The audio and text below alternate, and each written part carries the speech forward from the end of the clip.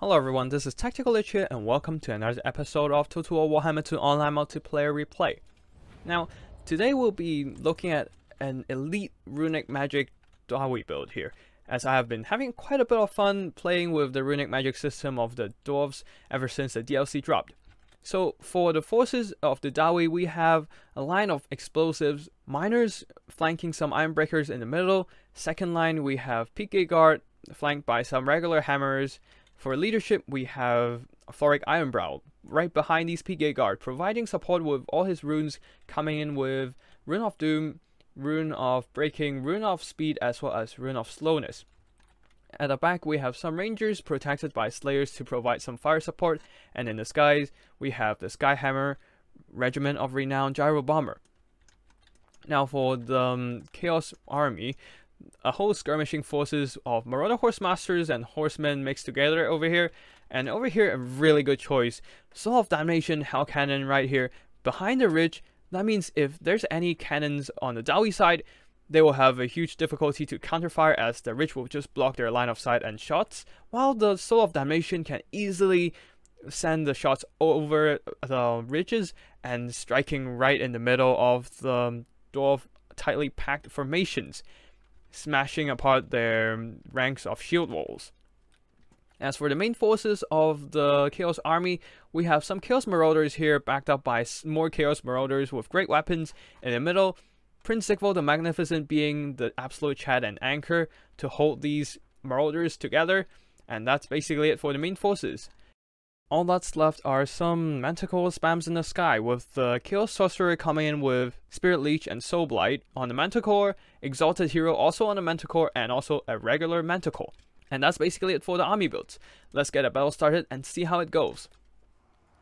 At the beginning of the battle, the Dawi do not know where the main forces of the Chaos are, as the ridge in the middle really annoyingly blocked the line of sight. However, the Chaos with the Vanguard forces know exactly where the Dawi infantry are. The Chaos Artillery, Soul of Damnation already raining down the fire into the hammers, dishing out some decent damage. Seeing this, the Dawi cannot sit back.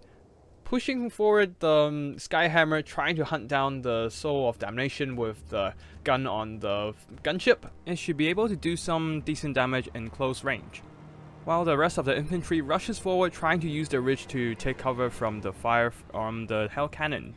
With the air forces of the Chaos on the right side, as well as the skirmishing forces on over here, the Skyhammer actually has a small window to beeline towards Soul of Damnation, use its gun to shut down the artillery, and fly away before the skirmishing cavalry and air forces of Chaos arrives to the scene. So right now, the Skyhammer is just rushing forward, trying to get in range so that it can use its gun to finally pepper down the artillery model of the Hell Cannon, or at least force off the crew. While the infantry finally reach the base of the ridge. However, the Chaos infantry are much faster, with 35 speed on the Marauders, and miners only 28. The Marauders already rushing over the ridge, charging straight for the front line of the Dawi. The Dawi not even having time to throw out their blasting charges and missing a lot of them over here. This miner on the far side has much better luck, downing the Marauder they face down to half health before engaging in hand-to-hand combat. But still, most blasting charges weren't used before the frontline combat commenced. While the Skyhammer finally getting caught up by some skirmishing cavalry, getting excessive damage from the Javelins and Spirit Leech combined. Although it did force off the Soul of Damnation crew from the cannon, so it did some work right here.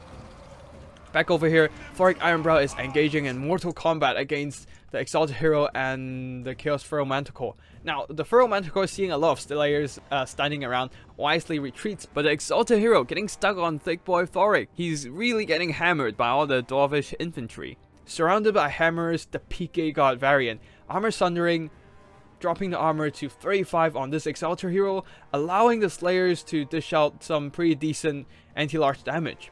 While Thorek Ironbrow capitalizing his weight advantage on his Anvil of Doom here, pinning the Exalted Hero down with his Thick Booty, dismantling him with his Runic Hammer, doing some really nice work. Let's see how much damage he did actually. Already 300 damage on Thorek Ironbrow, and he's not even a combat character.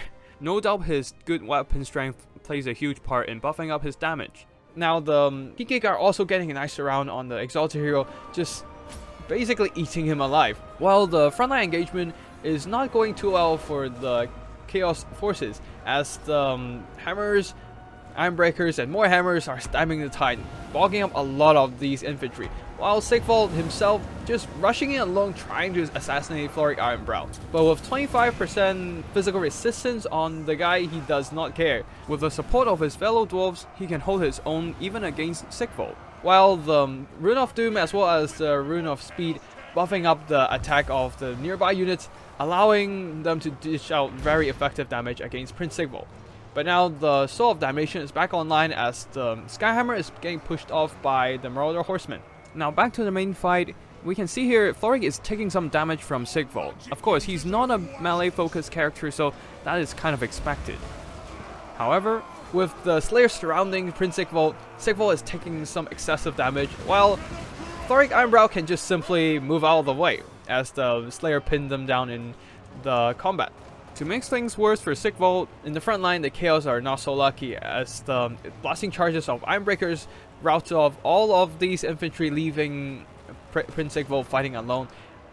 And even the severely damaged Skyhammer, which just got back to the safety among his brethren right here, now is going to move around, actually putting in shots into Prince Sigvald, using the armor piercing to really dish out damage right here. Whatever damage it can deal is nice, since there's not really a good chance to use his bombs anymore. So the gun will be an important part of his damage dealing process. With Sigvald on the run from some very angry PK guard, all that remains to engage the Dawi in hand-to-hand combat are these very tattered Chaos Marauders here, and some Marauder skirmishing forces chugging javelins into the Dawi formations. Not exactly good news for the Chaos, as they do not have any notable melee presence to hold against the elite dwarf infantry. This leaves the Chaos Sorcerer on the Manticore alone to duel Thorek Ironbrow, which is a very bad decision here. Thorek Ironbrow is just way too tanky, and having armor-piercing damage on his runic hammer. The Chaos Sorcerer is getting beat up pretty bad, while Prince Sigvald going in for round 2 again, this time surrounded by hammers. The armor-piercing damage is really doing a number on him, so the guy decides to be an opportunist and head for the squishier Rangers instead. Feral Manticore once again rush in trying to assassinate Thorek Ironbrow, but it's not exactly a good choice here. It's getting rampaged by the hammers, while the tattered Marauders trying to rush in to help, but the hammers are just fending it off. On the very far side, the Skyhammer, using the Regiment of Renowned leadership status to barely hold on, dismantle the Soul of Damnation, wasting half their ammo and saving hundreds of dwarves from the wrath of Hellfire. Prince Sigvald is still desperately trying to assassinate Thorek Ironbrow. Oh, sorry for the camera right here, but with all the Slayers and Hammers surrounding him, he cannot get out of this engagement to chase after Thorek Ironbrow, as he's getting dismantled by these Prince Sigvald, by these Slayers and more Slayers and Hammers. Now Chaos Sorcerer drops in once again trying to beat down Thorek Ironbrow, while Thorek is just hot in pursuit against Prince Sigvald, along with some help of the Slayers. As over here, PK Guard is circling around and will slowly just regroup and chase after whatever units left. From the sky comes the Skyhammer, returning victorious from the pursuit against the Soul of Damnation, trying to do whatever chip damage it can get with its gun, rotating around, firing at all sides. And the battle is well and truly in favor of the Dawi right now. All that's left for Chaos are some Marauder Horsemen, while Prince Sigvald is running for his life. Not blaming him, since there's a whole unit of very angry and very healthy PK Guard right after his tail. In the skies other than the Gyro Bomber, Chaos Sorcerer of Death tries to drop in a Spirit Leech against Thorek Ironbrow, but with 40% of magic resistance, this is not going to be useful at all. The miscast from the ability of Thorek Ironbrow actually cost him his life, shattering him, and with that, the whole army of the Chaos breaks. The dwarves shall once again be the bulwark of the old world, repelling the Chaos intruders yet again. Now before we go into the army performances, I would like to thank you for watching this video. If you enjoy it, don't forget to hit the like and subscribe, as I will be regularly uploading Total War Warhammer 2 online multiplayer content, covering topics on tips and strategies, wild builds, or just battle replays like this one. And if you have any battle replays that you are particularly proud of and want to showcase, feel free to drop by my Discord or send me an email, and I'll be sure to check out the replays you send me and see if I can make them into a video. Now let's go into the army performances. For the Dawi army, the Slayers actually get pounded by some Hell Cannon fire, as did these Rangers as well. One of the Rangers actually got routed early by the Manticores, but I'm not sure which one. As for the infantry, these hammers did pretty well. The Ironbreakers tanked out a lot of damage from the Marauders, held the line and used their charges to break apart the infantry. Not doing the most damage, but good enough. Slayers, this one got blasted by the Hell Cannons, and this one did some decent damage as well.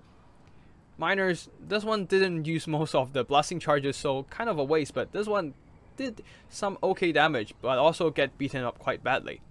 Skyhammer somehow managed to get almost 2000 value just from the Gatling gun alone, so good on it, good on it. PK Guard, almost a whole unit surviving and still managed to do 1700 damage. Very impressive stuff, surrounding Prince Sigvald and really beat him down hard this time, and also dismantling that exalted hero too. Now Thorek Ironbrow, somehow 4 kills only but 2100 damage.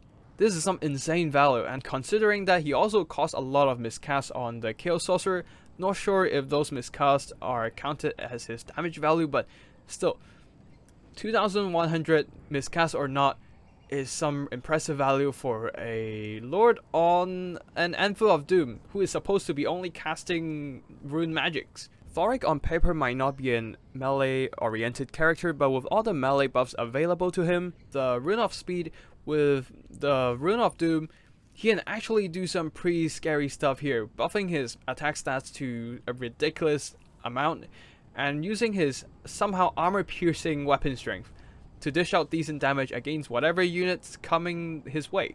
Also, with his Anvil of Doom having superior mass, he can actually pin in enemy units, enemy monsters, cavalry or whatnot, just like what we saw with the Exalted Hero, stopping him from escaping and allowing the infantry to follow up and beat him down. So very good stuff from Thorek himself, although he almost died, but hey, he survived and that's what mattered. As for the Chaos Army, the Marauders didn't do too well here, as they were bunching up very hard on the superior infantry of the Dawi. If they spread out and try to flank around, get into the black lines, or even just do some flanking charges onto the infantry of the Dawi, maybe it will have a better engagement against the hammers and whatnot. Marauder Horsemen and Horsemasters got some decent damage, this one even getting a chevron, no doubt from shooting down the Skyhammer, but it's just not enough to turn the tide, as a lot of my heavily armored troops are very healthy. Their armor will absorb a lot of the non-armor piercing damage from the Marauder Horsemen and Horsemasters javelins, and the loss of Soul of Damnation in the end is really crippling to the Chaos Army, as they basically lost the only way to kill off the PK guards and hammers efficiently. Chaos Furrow Manticore spams is not exactly successful this time. The Exalted Hero got smacked by Thorek Ironbrow early, as well as the hammers. Chaos Sorcerer of Death, a lot of his spells ended up in miscast as he was way too close to Thorek Ironbrow, and Prince Sigvald, 1600 damage still, actually recovering his value, but considering that he usually carries double his weight, this is not exactly the most impressive performance from him. And on that note, we will be concluding today's video right here. I hope you like it, and thank you for watching. I'll see you in the next one. Tactical Lich, signing out.